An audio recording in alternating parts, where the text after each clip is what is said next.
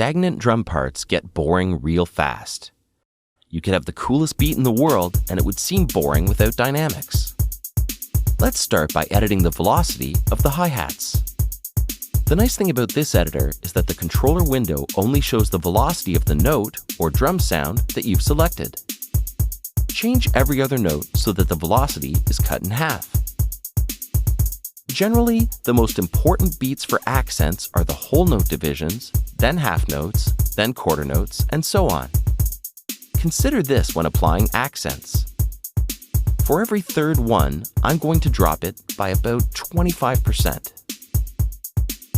Now let's do something different at the beginning here. Well, that's a bit loud, hang on. Now the hats sound more exciting.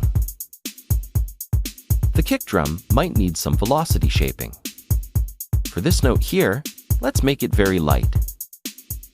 You don't always have to edit the kick drum. Some music depends on it being the same velocity. But we're trying to make a dynamic track here, so let's make a few changes.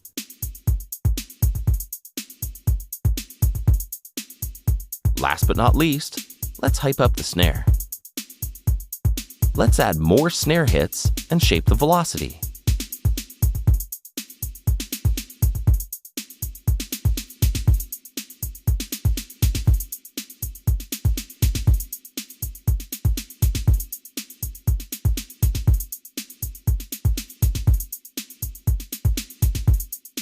Now the snare sounds loose and less robotic.